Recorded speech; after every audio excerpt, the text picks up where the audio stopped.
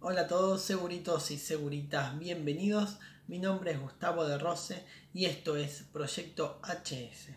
Hoy les voy a hablar sobre el título 2 del decreto 351 del 79, que fue derogado por el decreto 1338 del año 1996. Si te perdiste las primeras entregas de este análisis, de este decreto, puedes acceder yendo a las tarjetas que te dejo ahí arriba. Así te pones al día y bueno, no olvides también suscribirte para que cada video que sale sobre este tema, ahí YouTube te avisa y estás al tanto de las últimas novedades. Estoy muy contento y con muchas ganas también tenía de anunciarlo así en video, de que a partir de la semana pasada está en línea la web proyectohs.com. La verdad que para mí, ya lo dije en alguna otra publicación en LinkedIn, y para mí es un orgullo haber hecho esta página. Es un sitio, yo lo llamo el sitio de la seguridad e higiene en el trabajo, que está hecho en realidad para todos los profesionales, todos los colegas, los estudiantes, quien quiera saber sobre este tema eh, o esta profesión. Está hecha esa página para que la usen todo lo que necesitan y puedan encontrar y puedan sugerir también material. Eh, lo creé con esa idea. Cuando yo inicié con estos videos de YouTube, lo hice porque había como un hueco en internet, ¿no? Vos tenés que buscar una información, tenés que dar una capacitación o querés una ley, no sabes bien por dónde buscarla, si el material es fiable o no. Eh, a veces necesitas una recomendación de un colega y no sabes a quién preguntarle. Bueno, esta web, proyectohs.com, recopila toda la información posible para que no tengas que buscar en ningún otro lugar. Como que todo lo que necesites va a estar ahí. Esa es mi gran objetivo con esta página. Ser como un canal directo entre la información clara, precisa, para todos los profesionales del sector y para todos los estudiantes.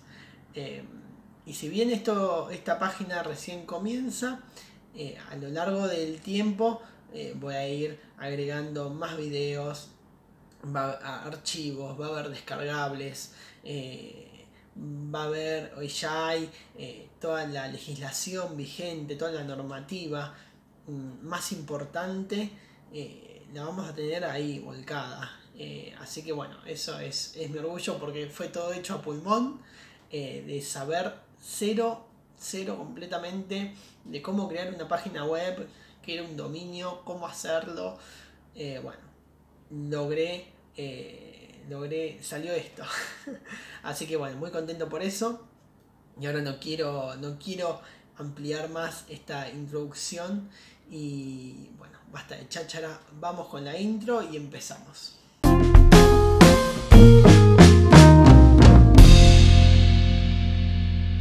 Bien, entonces como dijimos, vamos a hablar del título 3 del decreto 351 del 79, que trata sobre los servicios de seguridad e higiene en el trabajo y el servicio de medicina en el trabajo. Lo primero que tenemos que saber es que el título 2 de este decreto fue derogado por el decreto 1338 en el año 96. Así que todo el análisis que vamos a hacer ahora es sobre este decreto. Es importante saber que este decreto, el 1338, se aplica al título 2 y específicamente al 351 del 79. Solamente este decreto se aplica a eso y no a todos los demás, a todos los demás reglamentos o normativas que hablen sobre esta misma temática que trata el título número 2. tenemos que decir también que los servicios de seguridad e higiene del trabajo y los de medicina en el trabajo tienen su puntapié inicial en el año 1972 con la creación de la ley 19.587. Si todavía no viste mi análisis sobre la ley 19.587 y remarco del año 72, te dejo una tarjeta ahí arriba, así podés acceder y bueno, ver bien de qué se trata. Entonces decíamos que tiene como puntapié inicial esa ley. Y eso fue recién como el comienzo, ¿no? Como decimos, ok, es necesario, la ley básicamente dice, es necesario que vos tengas un servicio de seguridad y higiene y un servicio de medicina en el trabajo, medicina laboral. Pero más adelante va a empezar a haber normas, decretos que van a ser más específicas y va a haber leyes también. Uno de esos decretos específicos es el 1338 del año 96 y una ley muy importante en esta materia, digamos, es la 24.557, que lo vamos a ver también en los próximos videos, así que estate ahí conectado y no te pierdas en nada. Vamos a avanzar entonces con los artículos. Artículo 1. Derógase el título 2 del anexo 1 del decreto número 351 del 79. En ninguno de los 15 artículos se establece directamente de que el decreto 1338 sustituye o reemplaza al título 2, tal como establece de forma clara y precisa su derogación. Pero en las consideraciones, digamos, lo deja claro, aunque no esté reglamentado. Artículo número 2. Derógase el título 8 del anexo 1 del decreto 351 del 79. Bueno, a ver, esto se deroga porque después de la entrada en vigencia de la ley 24.557, que abarca todo lo que es la parte de medicina en el trabajo, después de la entrada en vigencia de eso, el título 8 que nos hablaba sobre un informe anual estadístico ya no tiene mucho sentido. Pero bien, a ver, la ley 24.557 la vamos a analizar un poquito más adelante. Lo que sí ya podés ver a partir de ahora es en proyectohs.com, en la parte de legislación, el texto completo de la norma. Así que te invito a que accedas a él y le pegues una miradita, pero estate atento también que más adelante vamos a hacer el análisis. Vamos a seguir entonces con el artículo número 3, que nos dice: servicios de medicina y de higiene y seguridad en el trabajo.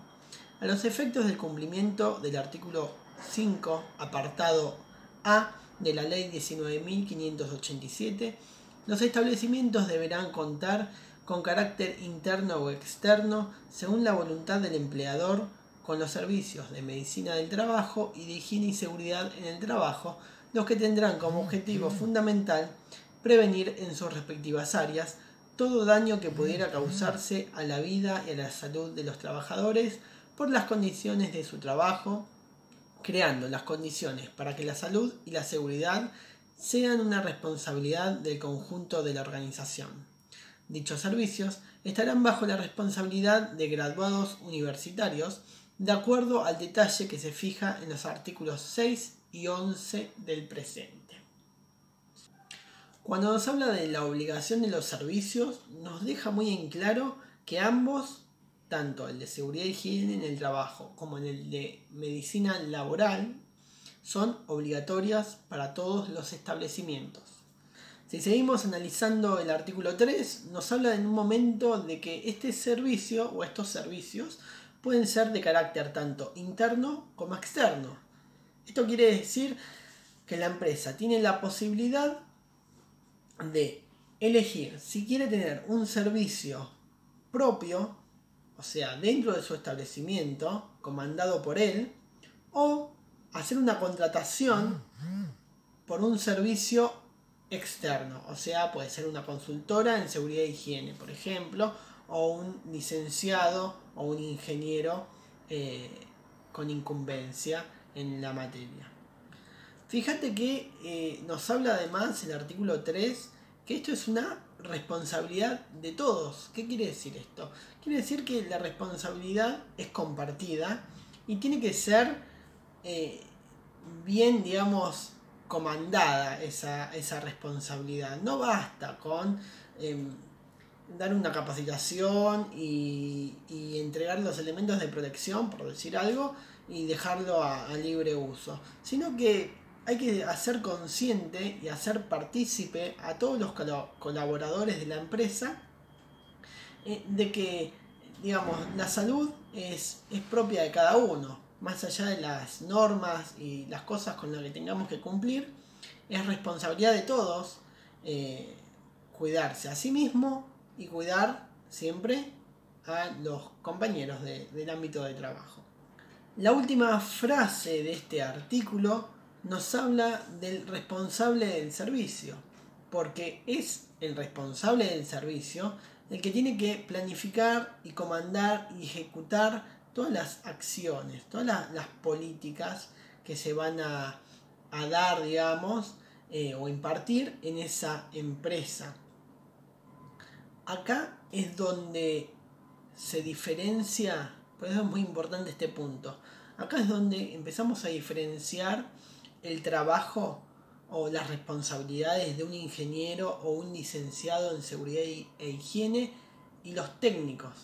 El técnico está para auxiliar, está para ayudar, está para colaborar y tiene que ejecutar toda esa planificación que hace el responsable del servicio, que hace el licenciado o el ingeniero a cargo del servicio. Vamos a avanzar con el artículo 4 que nos habla de los trabajadores equivalentes. Y dice, a los fines de la aplicación del presente se define como cantidad de trabajadores equivalentes a la cantidad que resulte de sumar el número de trabajadores dedicados a la tarea de producción más el 50% del número de trabajadores asignados a tareas administrativas. Voy a decir primero algo personal y es que el hecho de definir como trabajadores equivalentes, discriminando primero entre trabajadores operativos y trabajadores administrativos, me parece pésimo. A ver, ninguna vida vale más que la otra, eso está clarísimo. Y si bien hay algunos trabajos que por su ejecución o su puesto o el medio ambiente son más riesgosos, ambos contemplan riesgos y están expuestos. Cada vez que hacemos un trabajo, estamos expuestos. Trabajo administrativo tiene un riesgos ergonómicos, por ejemplo, por decir uno, tiene riesgos eléctricos. Yo acá en la oficina tengo riesgos eléctricos. Un trabajo de producción, también dependiendo la industria y el tipo de trabajo que se haga, también tiene otros riesgos mayores. Pero eso no quiere decir de que uno sea o a unos haya que cuidarlos más que a otros. ¿Se entiende esto? Bueno, entonces para pasar a limpio, esta norma nos habla de trabajadores equivalentes contando aquellas personas que están asignadas a tareas productivas, se las cuenta como uno, como una unidad. Pero aquellas personas que están asignadas a roles administrativos, se lo cuentan como media persona, como 0,5. Vamos a poner un ejemplo más claro. Supongamos que una empresa tiene 9 empleados, de las cuales 5 hacen un trabajo productivo y otros 4 hacen un trabajo administrativo. Esto nos da una cantidad de trabajadores equivalentes de 7 personas. En realidad 7 trabajadores equivalentes. Son 9 personas, pero son 7 trabajadores equivalentes. Creo que se entendió mucho mejor con ese ejemplo. Igual, cualquier duda, saben siempre, pipín, comenten ahí abajo, me escriben y no hay ningún inconveniente. Ellos saben que siempre respondo. Vamos a ver ahora el artículo 5, que nos habla sobre el servicio de medicina en el trabajo. El servicio de medicina del trabajo tiene como misión fundamental promover y mantener el más alto nivel de salud de los trabajadores, debiendo ejecutar, entre otras, acciones de educación sanitaria, socorro, vacunación y estudios de ausentismo por morbilidad. Su función es esencialmente de carácter preventivo, sin perjuicio de la prestación de la asistencia inicial de las enfermedades presentadas durante el trabajo y de las empresas médicas ocurridas en el establecimiento, hasta tanto se encuentre en condiciones de hacerse cargo del servicio médico que corresponda. Vamos a analizar este punto en tres partes. Primero nos habla de una misión fundamental, y acá quiero leer un poquito de vuelta.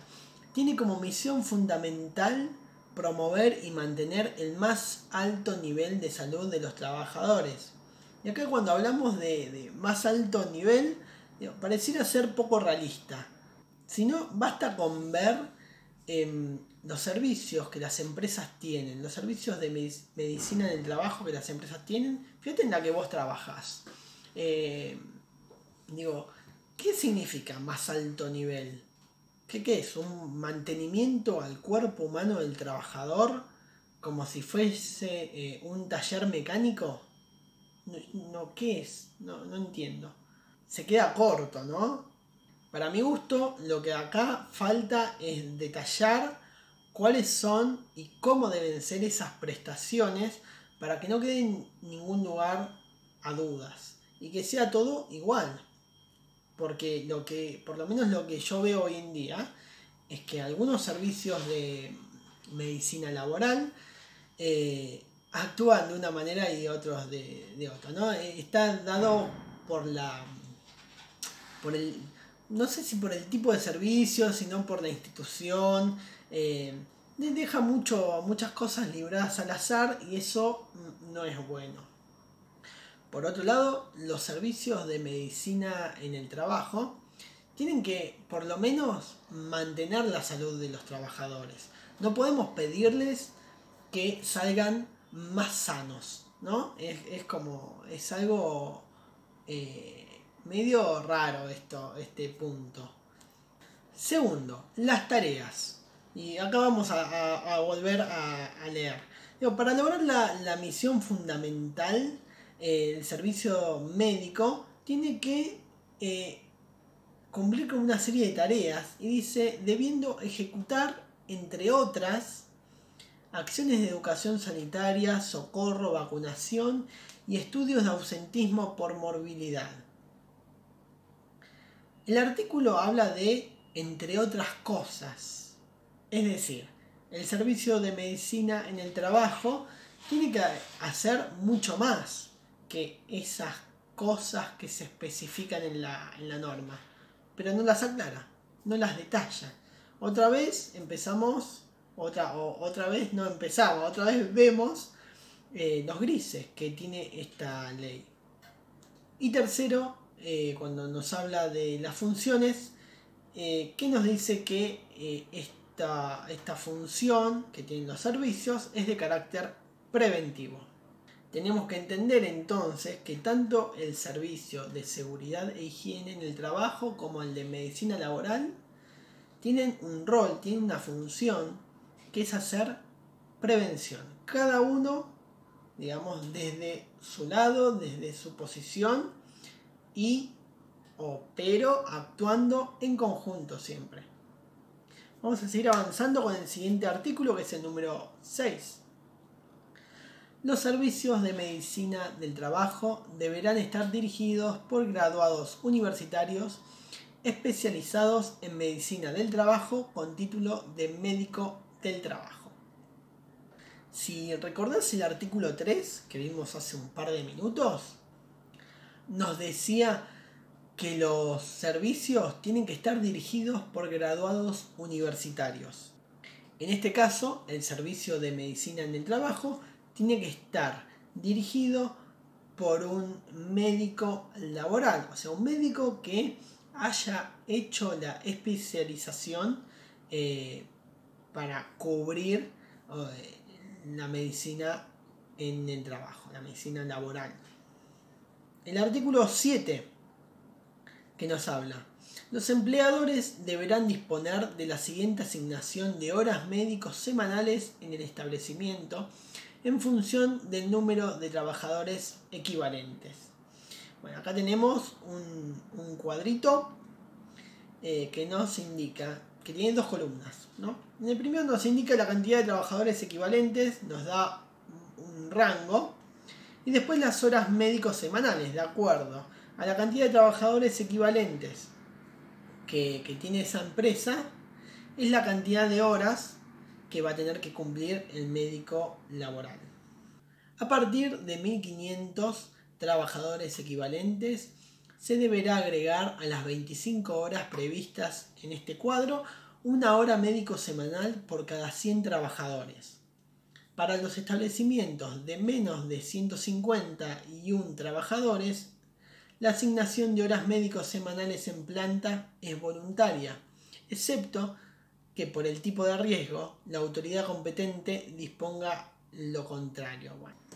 Bueno, otra cosa para agregar sobre esto es que las horas que establece este cuadro son horas obligatorias en el establecimiento.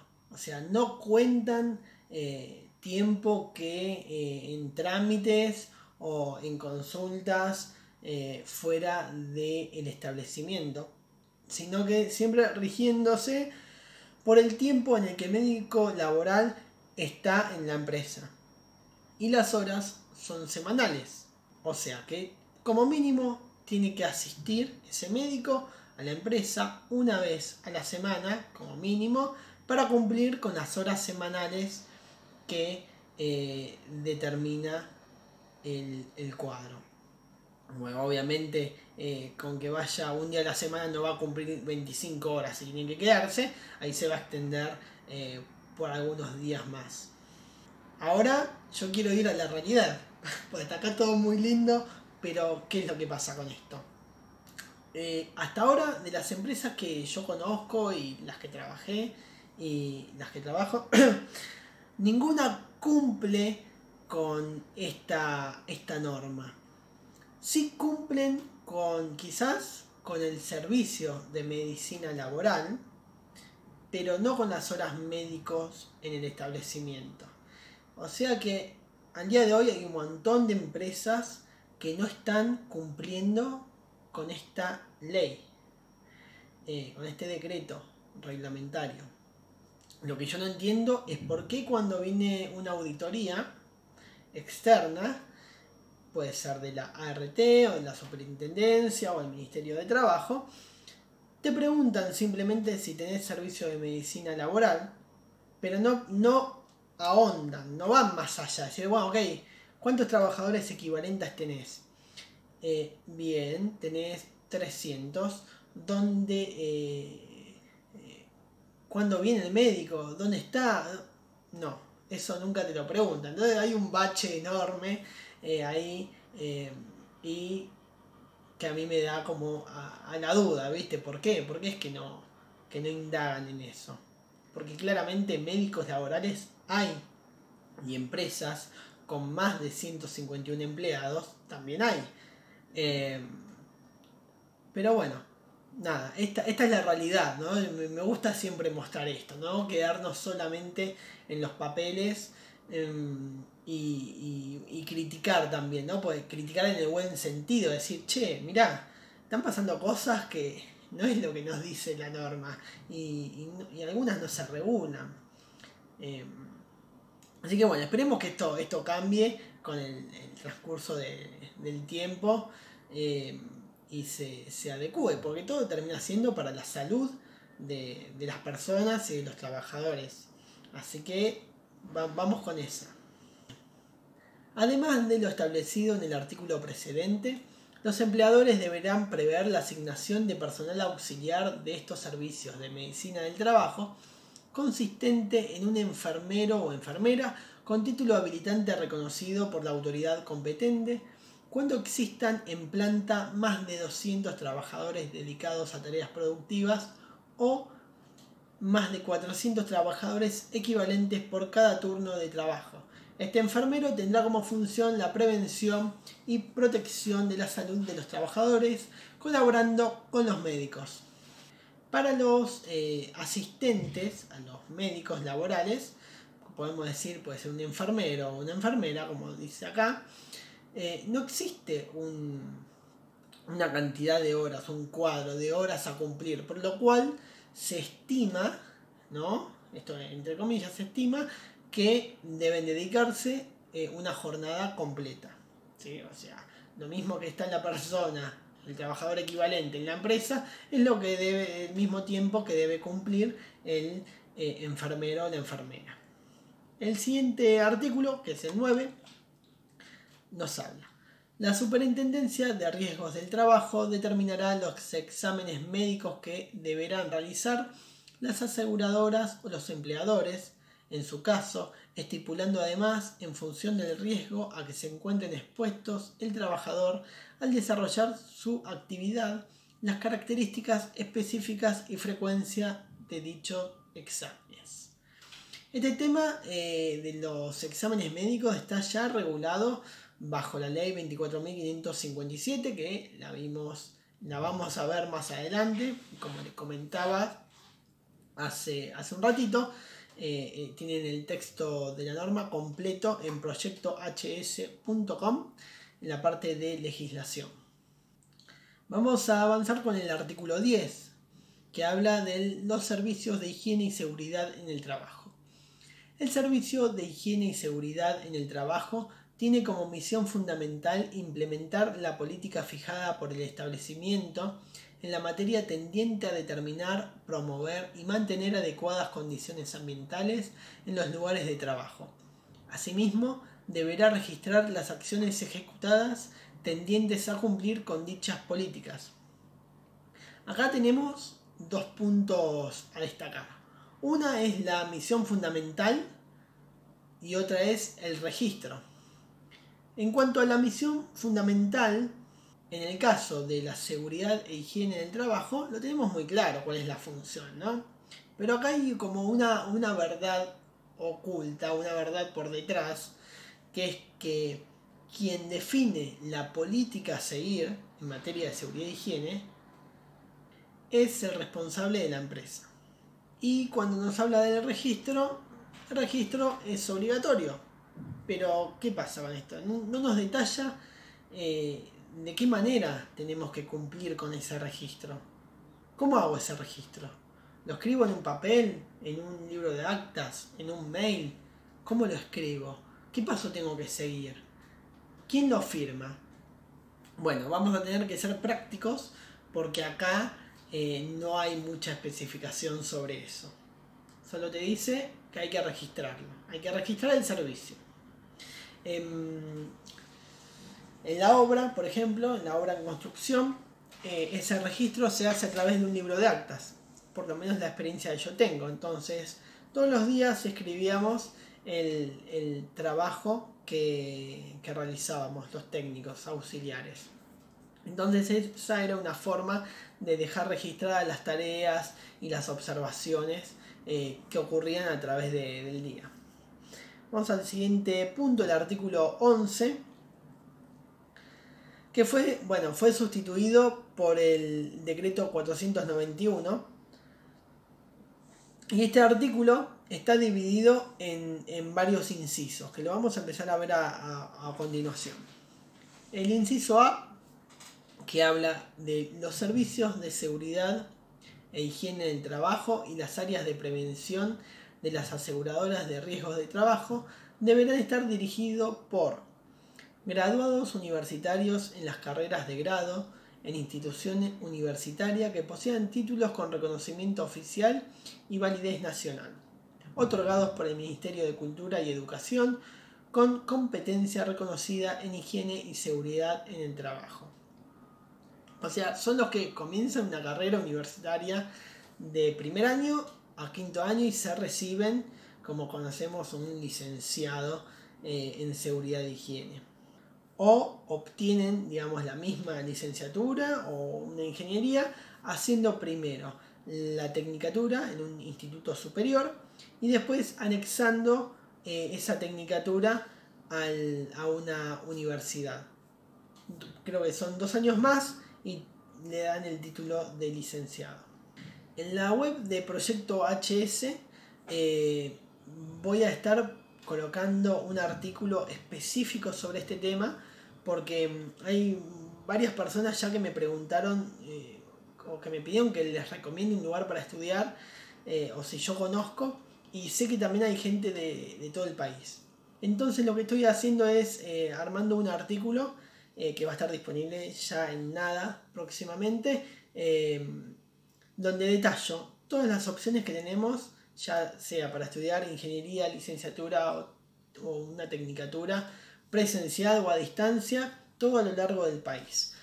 Así que bueno, estén atentos también, que en cualquier momento ya lo voy a publicar.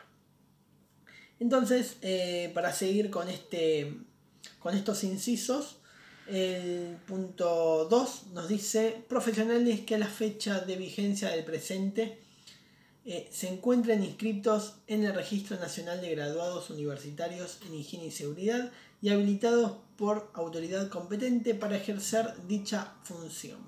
Bueno, esto nos habla de los profesionales que ejercían, digamos, el cargo de responsables del servicio previo a que saliera este decreto o esta normativa. Así que por ahí no tiene mucho sentido ahora reverla. Pero bueno, anteriormente, cuando no existían las licenciaturas o ingenierías en seguridad e higiene, quienes hacían cargo de este servicio eran algunos profesionales que estaban inscritos en el RUGU, RUGU, y provenían mayormente de carreras de ingeniería, pero no, todo esto era cuando no existía la carrera de seguridad e higiene como sí existe hoy. Así que vamos a pasarlo rápidamente por alto, vamos a seguir al siguiente punto, que nos dice 3 técnicos en higiene y seguridad en el trabajo reconocidos por la resolución 313 del 1983. Bueno, esto es igualmente igual que lo anterior, o no sé si igual, en realidad es parecido. Antes de 1983, los técnicos de seguridad e higiene podían hacerse cargo del servicio. Pero bueno, a partir de esto, no, ellos tienen que hacer completar la licenciatura o completar el estudio universitario, mejor dicho, para poder hacerse cargo del servicio. 4. Profesionales que hasta la fecha de vigencia de la presente norma hayan iniciado y se encuentren realizando un curso de posgrado en higiene y seguridad en el trabajo de no menos de 400 horas de duración, desarrollado en universidades estatales o privadas con reconocimiento del Ministerio de Cultura y Educación una vez egresados de dicho curso. 5. Graduados en carreras de posgrado con reconocimiento oficial otorgado en las condiciones previstas de la Resolución 1670 de 1996 del Ministerio de Cultura y Educación o con acreditación de la Comisión Nacional de Evaluación y Acreditación Universitaria con orientación especial en higiene y seguridad en el trabajo. El inciso 4 y 5 nos habla de los posgrados para profesionales. Los que actualmente se encuentran vigentes son los posgrados para las ingenierías, pero no todas, sino las tradicionales, y a las que se les puede otorgar el título de ingeniero laboral. Seguimos analizando entonces ahora el decreto 491, el punto B, que nos dice: las áreas de prevención de las aseguradoras de riesgos de trabajo deberían estar integradas por sus graduados mencionados en los incisos del punto precedente, técnicos superiores en higiene y seguridad y los profesionales idóneos que, formando parte del plantel estable de las aseguradoras, hayan sido debidamente capacitados para ejercer tales funciones. En este último caso, el director del área de prevención será responsable del accionar profesional de los mismos. Esto quiere decir que el área de prevención de una ART tiene que estar conformada primero por graduados universitarios y también sus integrantes tienen que tener las facultades establecidas en el punto B. C. Los empleadores que deban contar con servicios de higiene y seguridad en el trabajo podrán desarrollarlo por su cuenta, por servicios de terceros o cumplir con tal obligación contratando este servicio con su aseguradora. En este caso, la aseguradora asumirá las obligaciones y responsabilidades correspondientes al servicio en cuestión. Como vimos antes, las empresas o el empleador puede optar por contratar o tener un servicio de seguridad e higiene interno como externo.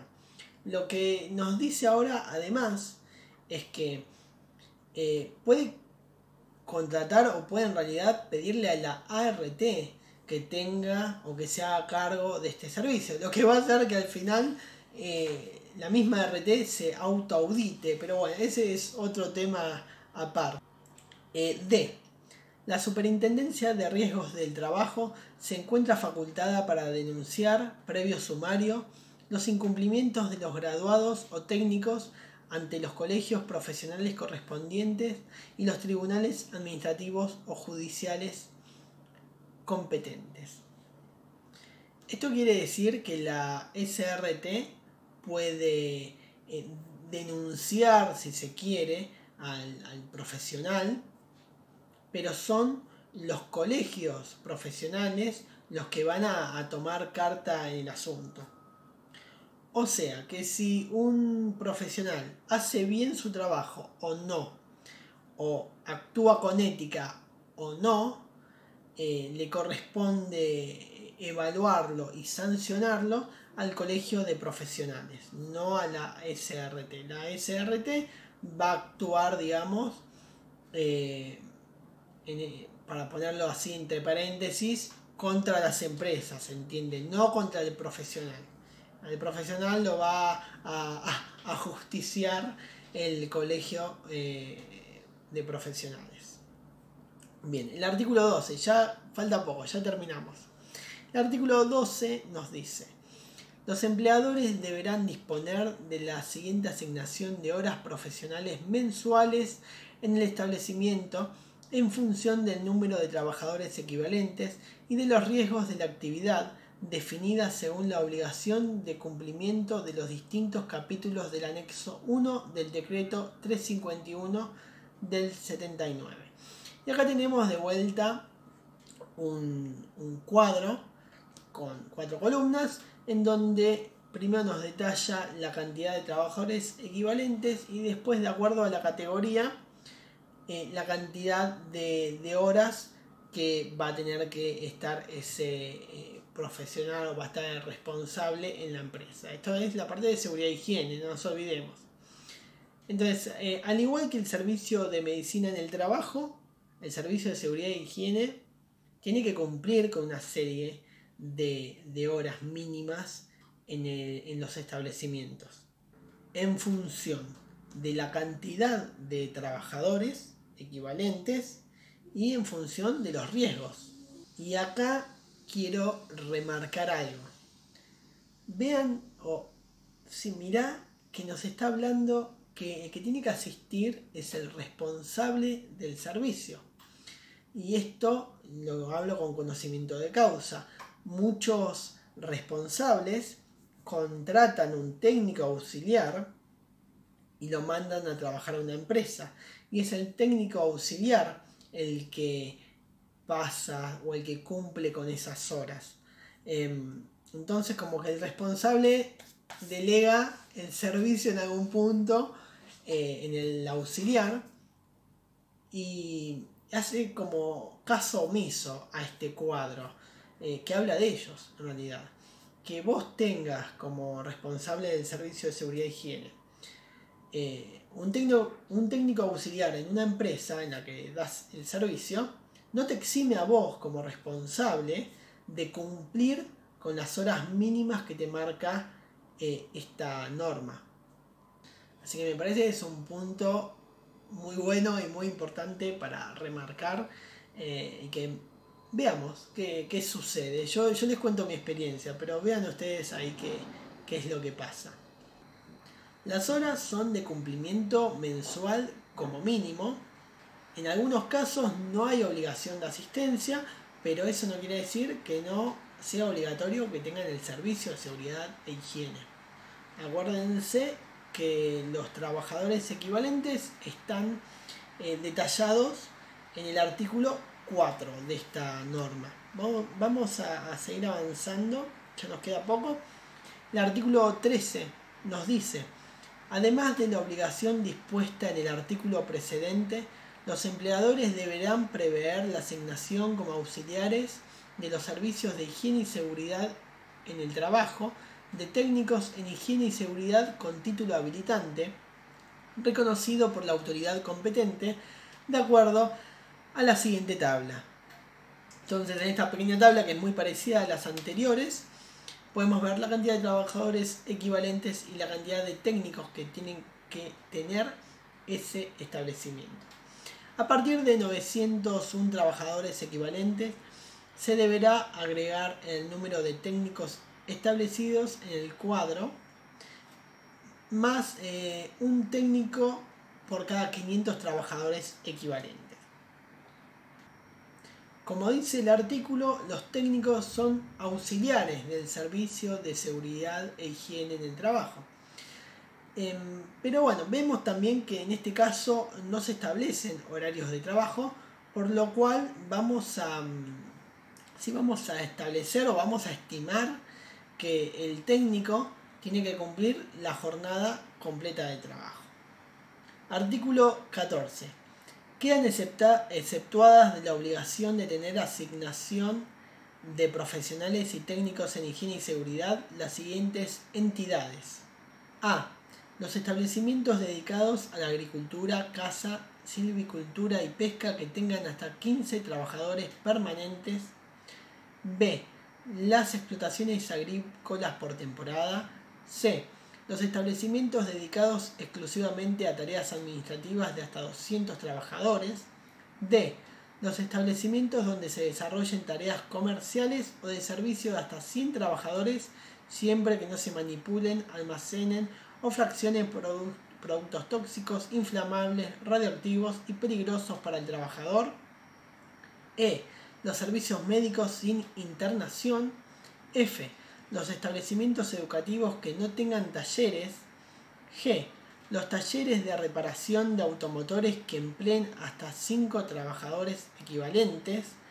Y H.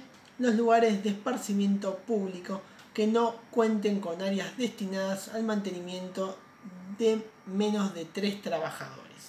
Salvo los establecimientos enumerados en el inciso H, el resto no creo que sean adecuados para excepción de los servicios de seguridad e higiene en el trabajo. En muchos casos sería conveniente la presencia del servicio de seguridad e higiene en el trabajo. Recuerden que lo que hacemos es prevención.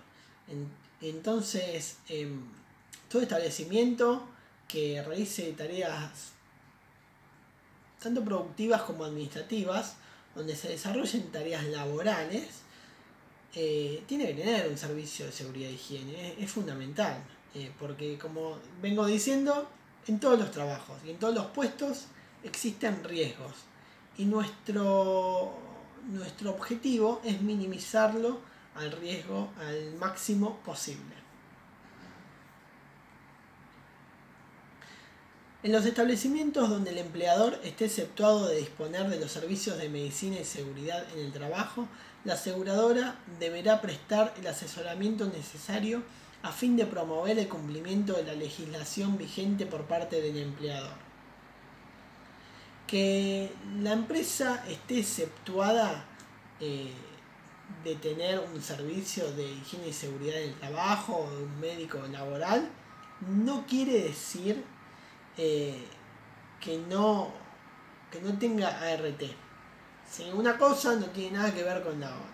En ese caso, sí va a tener que tener una aseguradora de riesgos del trabajo, y la ART es el que va a ir a auditar al empleador, a la empresa, y la empresa le va a pedir asistencia a ellos. El artículo 15. Las aseguradoras deberán informar a la Superintendencia de Riesgos del Trabajo la historia siniestral del trabajador, que se confeccionará según el modelo que establezca dicha superintendencia. Todo esto lo vamos a ver en detalle cuando analicemos la ley 24.557. El artículo 16 y último, llegamos, felicitaciones si llegaste hasta acá. En aquellos supuestos en que cualquier disposición legal haga referencia al artículo 23 del anexo 1 del decreto 351 del 79, se entenderá que se hace referencia al artículo 9 del presente decreto. Todo esto se trata de temas relacionados con los exámenes médicos, que también está detallado en la ley 24.557. Si es la primera vez que entras a este canal, te cuento que ya analicé la ley 19.587 y que esta es la tercera entrega del análisis del decreto 351 del 79. Así que te dejo un link por ahí arriba para que sigas viendo los videos y los análisis que ya empecé a hacer. En el próximo video vamos a analizar el título 3, así que te recomiendo que te suscribas a este canal para que estés ahí atento y que te salga la notificación por parte de YouTube, para que no te lo pierdas y lo veas lo antes posible. Y además, suscribiéndote me das una gran ayuda y me incentivas a que siga cargando y grabando videos. Así que nos vemos la próxima. Si te gustó, dame un me gusta y recomendame, y no te olvides que lo nuestro siempre es la prevención. Chau, chau.